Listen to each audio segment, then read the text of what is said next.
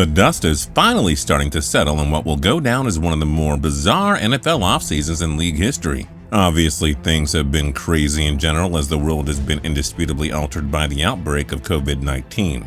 But there has also been no shortage of shocking moves and transactions around the NFL either. And there is still one big, or should we say enormous, domino left to fall. That domino, my friends, is Jadeveon Clowney, one of the league's preeminent pass rushers and game disruptors, who is still unsigned as teams enter training camp. So the question remains, where will Clowney play his football this fall? And at this point, there is no one team that would shock me. I mean, think about all of the madness we have witnessed throughout the 2020 offseason. Early on, we saw Phillip Rivers find a new home in Indianapolis, and that felt like a huge deal at the time, until Tom Brady decided to do what he's been doing for 2 decades and one-up Rivers. Then Gronk unretired to join him, and the Kansas City Chiefs decided to invest a small fortune in their quarterback, Patrick Mahomes, inking him to an extension that literally gave him enough money to buy a baseball team. Jamal Adams got his wish and basically forced his way out of New York by putting forth a display of pettiness that would make Terrell Owens blush from secondhand embarrassment. Oh, and Cam Newton found a team willing to take a chance on him, which sounds like a bizarro world sentence even saying it aloud. A lot has happened, all in this strange COVID-19 world, despite the fact that teams have limited access to the free agents and trade assets they're courting, limiting their ability to conduct a proper medical analysis. Not to mention the fact that the season is still very much hanging in the balance. And so is Clowney's playing future. Because here we are, mere weeks away from when the season is supposed to actually start, fingers crossed, and the all-pro defensive end is still sitting at home on his couch. How come he don't want me, man? I don't anticipate that this will be a situation that drags on into the season. The market for Jadeveon Clowney exists, there is no denying that. In fact, there are teams lining up for his services, they just don't want to pay the price that he's asking for. So it has turned into one big game of chicken. Both Clowney and his suitors are waiting it out week by week to see what the free agent market dictates. The market that clearly is not as hot for Clowney as he expected it would be. At least not yet. Just like his current free agency stall, money was a big part of Clowney's departure from Houston. And in a weird way, because of how his time in Houston ended, with the ongoing contract extension uncertainty and a subsequent trade to the Seattle Seahawks, it feels like Clowney has been a free agent forever. The issue for Clowney both now and then is trying to determine his actual value on the field. Let's get one thing out of the way though. Obviously, Clowney is a next-level athlete and a player capable of producing at an elite clip in the NFL. But just look at what the Texans accepted from Seattle in the deal for their former number 1 overall pick.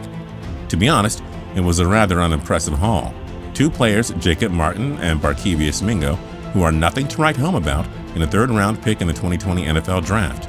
We're talking about a former number 1 overall pick who has shown the ability to make plays that change games in ways that very few players who have ever played the game could. But all Houston could get for him is 2 journeymen and a 3rd rounder.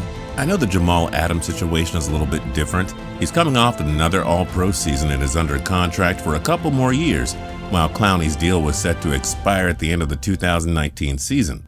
But considering the premium that is typically placed on edge rushing talent, it's hard to believe Adams, a safety, went for 2 firsts, a 3rd, and a solid starter in Bradley McDougal, yet Jadeveon Clowney only warranted the aforementioned haul that was so uninspiring. I'm not even going to repeat it. Then again, it was Bill O'Brien trading him, so I suppose Texans fans were lucky that they didn't just deal Clowney for Seattle's mascot or something pitiful like that. Because if you can seriously trade DeAndre Hopkins for a running back, well, who knows what you are capable of. Anyway, enough with the Bill O'Brien slander, even if he deserves it. Back to Clowney and trying to determine his value on the field. At a glance, it may seem like, for all the flash and power that comes with Clowney's explosive play style, that his production on the field does not quite live up to the hype. After all, that is the kind of logic that Seattle seems to be using in its deliberation process when it comes to resigning Clowney. It's not that they don't want him back. From the jump, the Seahawks were vocal about wanting to keep him in Seattle.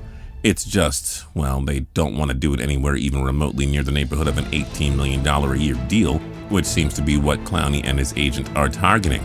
Because while Seattle knows that Clowney is a great player, and that he was certainly a key contributor for them last season, especially in big games, his production in traditional metrics is honestly a little bit underwhelming.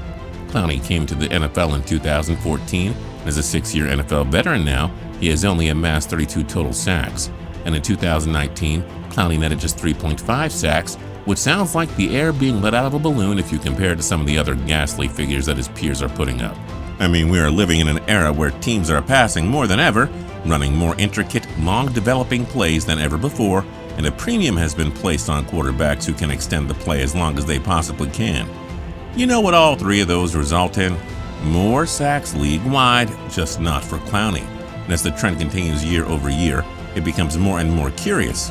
How is it that we have seen multiple players make legitimate stabs at breaking through and eclipsing Michael Strahan's single-season sack record of 22.5, yet we consistently see Clowney putting together rather lackluster sack totals? It leaves one to wonder why a player with Clowney's ability has such unimpressive production. Sure, he attracts a lot of double teams, and perhaps his numbers would be better if his battering mate, J.J. Watt, could have stayed healthy and taken some of the attention from opposing offensive lines off of him. But even with a closer look at the sum of his performance, you won't find much evidence that he deserves to be paid like a top 5 defensive player in the league. Especially because even though the advanced metrics that Pro Football Focus uses to grade players are a little bit more favorable to Clowney than the counting numbers, their numbers still peg him as just outside of that elite tier of pass rushers. Clowney's last 2 seasons have been his best according to PFF, notching grades of 87.6 in 2018. And then just 80.8 in 2019. But even during that stretch, he has never ranked higher than 8th among edge rushers. So while Clowney's peak certainly deserves some big-time money, it's just hard to argue that the sum of his production deserves to be paid like an Nardone type, a guy who consistently puts up numbers in both traditional statistics and advanced metrics. It's hard to say what Clowney's real value on the field actually is, because while advanced statistics are great, they don't tell the full story. Think about some of the game-changing plays that Clowney made for Seattle down the stretch of the 2019 season, when they were scratching and clawing for a playoff berth in an uber-competitive NFC West division.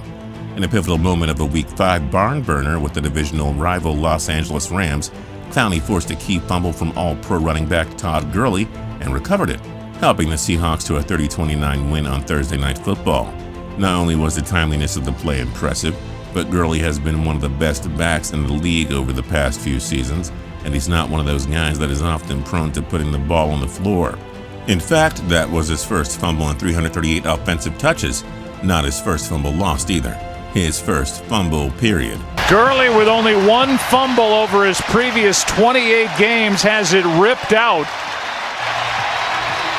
and recovered by Seattle. And the stories don't stop there. Week 8, he made another game-changing play when he strip-sacked him, helping Seattle to another one-score victory, 27-20. Or Week 10 when he recorded another strip sack, this time on Jimmy Garoppolo, when Seattle was playing San Fran in a pivotal Monday Night Football matchup, and then he made a key fumble recovery after his teammate, Jarran Reed, forced one, running it back 10 yards for a touchdown. Again, Seattle won by 1 score, 27-24. This time in overtime. That is 3 games right there. Who knows if Seattle wins without Clowney? And if you ask me, I don't think that they do.